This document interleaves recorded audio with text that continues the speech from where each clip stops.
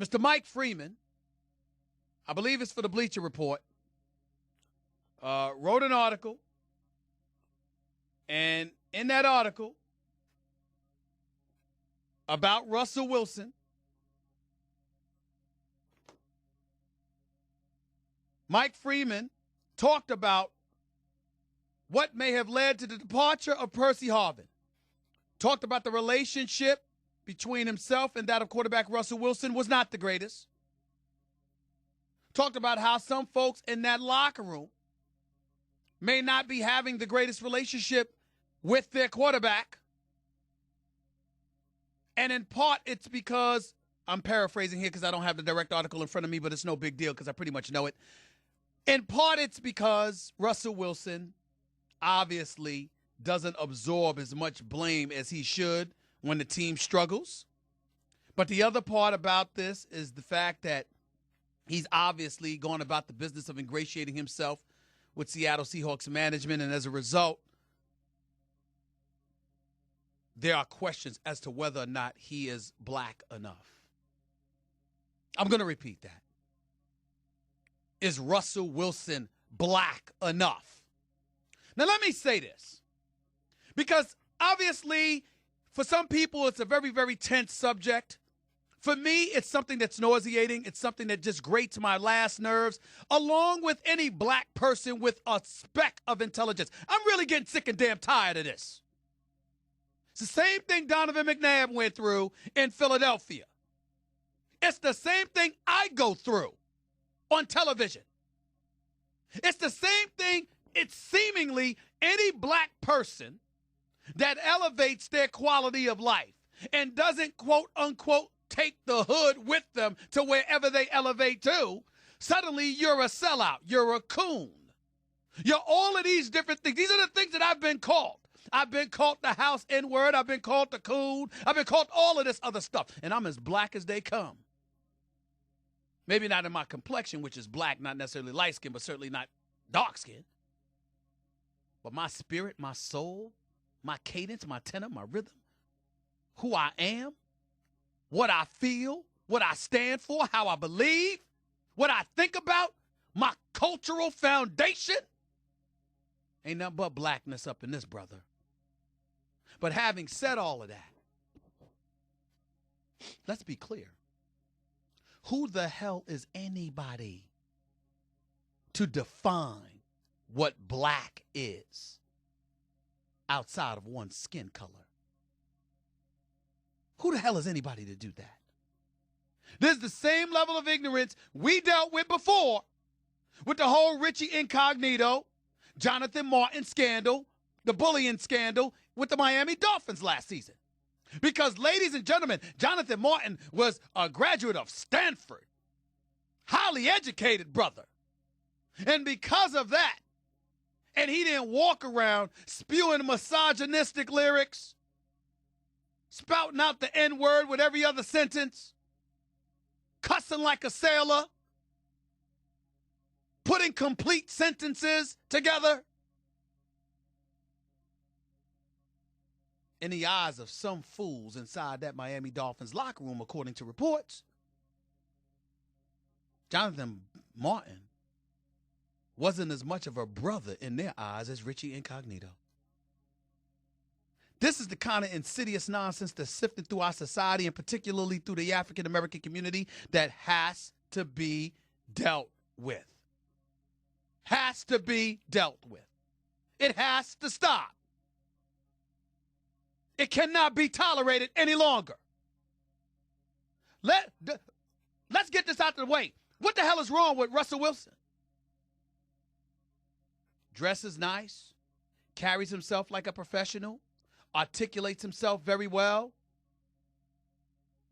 understands chain of command, protocol, professional etiquette, says the right things in a press conference, is enthusiastic and positive. And by the way, he just happens to be a Super Bowl champion quarterback who's on the verge of signing for $100 million, but barely got paid $1 million up to this point. This brother has earned Nothing but praise, nothing but adulation. He is a role model. He is somebody to be respected.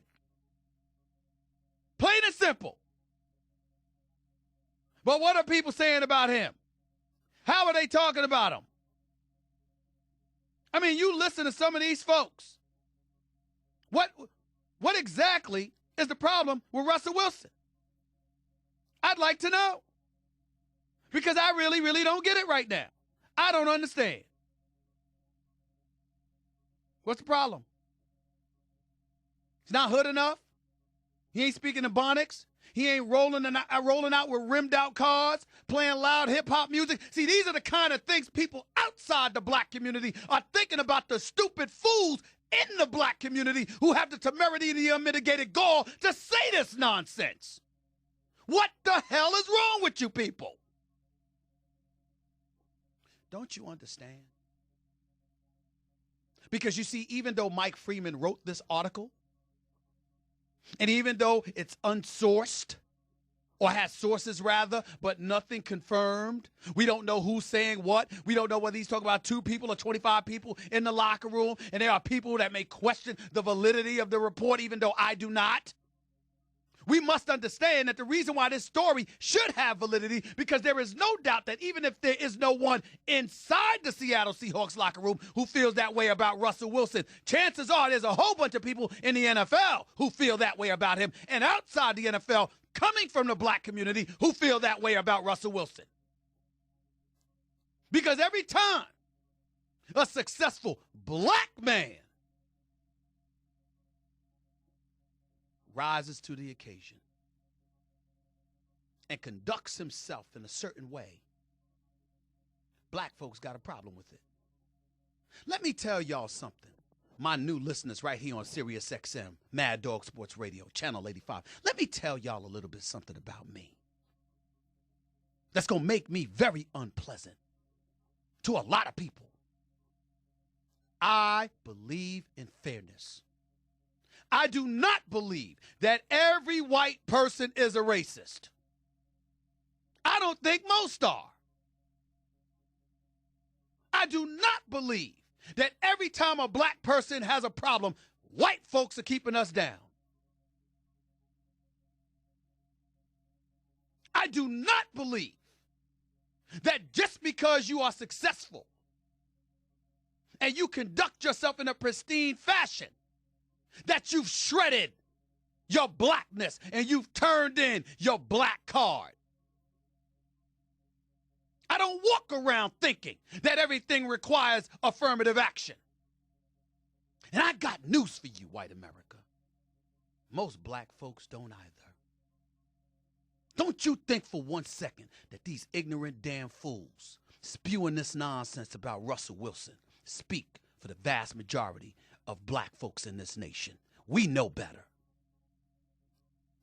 What white folks need to understand is that a lot of times when black folks are talking about racism, they're talking about things that are systemic, meaning a system that's been choreographed, built foundationally, orchestrated and implemented to facilitate keeping a race of people down. It does not mean that you look at individuals and automatically surmise that they think that way. When you talk about black folks and black folks possibly resenting things about white folks, what they're talking about is a system that serves to benefit you. And the resentment may come from envy due, in fact, to the part that you're in a position of advantages that we don't have a luxury to have available to us from time to time. It does not mean that you get around white folks and all of a sudden you're thinking, oh, they're racist. No. We don't think like that. You know why we don't think like that? Because we know how we can be as a nation of people. We make up 14% of the population. I'm talking about black America. We may very well be a disenfranchised community. We may very well be treated unfairly from time to time. But we understand our own trifling tendencies. We know what the hell we do and don't do. Some of us. Because we know for the most part Our intestinal fortitude, our resolve, our tenacity, our willingness to work, to put forth the effort, to be on our grind is unparalleled. And we ain't scared of challenges. And we don't live in the excuse business. As a community, we weren't raised that way. We weren't raised to point the finger at the man for keeping us down. We were raised to rise up and overcome all and any obstacles. So when you hear rhetoric like this about Russell Wilson, and you know that it's emanating from other blacks within the league, or maybe even in that locker room, it disgusts the fear-minded amongst us. Because we know better. We know that Russell Wilson is a role model. We love that young brother and what he's doing. We loved Donovan McNabb. We still love him. We appreciate the accomplishments. We appreciate the trials and tribulations. Nobody's saying that racism doesn't exist.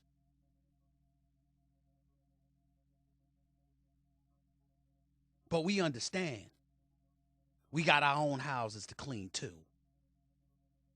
And when Russell Wilson is tacitly, indirectly, or directly insulted in this fashion, and it reminds us of Donovan McNabb, and it reminds us of Jonathan Martin, and it reminds us of every successful black man you could find that has to experience this kind of stupid rhetoric. It reminds us that no matter how dirty somebody else's house is, still nothing compared to our own. Donovan McNabb was in Philadelphia years ago.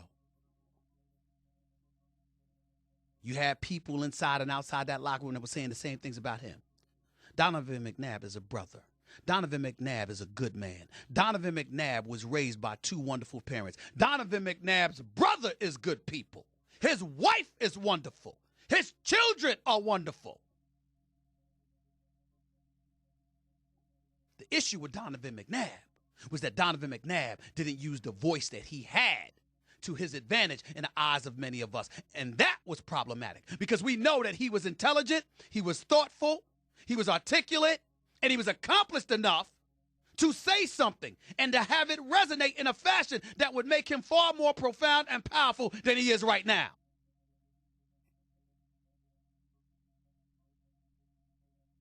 So it's one thing to be a bit disappointed in what he may or may not have done back then. It's another thing entirely to take it to the nth degree and level and then use that to define his blackness. Black folks in America, let me make something very, very clear. And I'm talking to the ignorant, stupid few. Not the many of us who know better and know what Russell Wilson is and what he represents, knows what Donovan McNabb was and represented. I'm talking about the ignorant few. When you label somebody like a Russell Wilson, a Donovan McNabb, and others in a negative light, as it pertains to their blackness, what you're really saying is, if you black, you're supposed to bring the hood with you wherever you go. You ain't never supposed to elevate beyond it. And you know who would call you stupid more than anybody else? Those who are actually in the hood, striving to elevate and get themselves the hell out of there. Think about that the next time you open your damn mouth. Ignorant fools. Getting sick of y'all. Go to break before I cuss somebody out.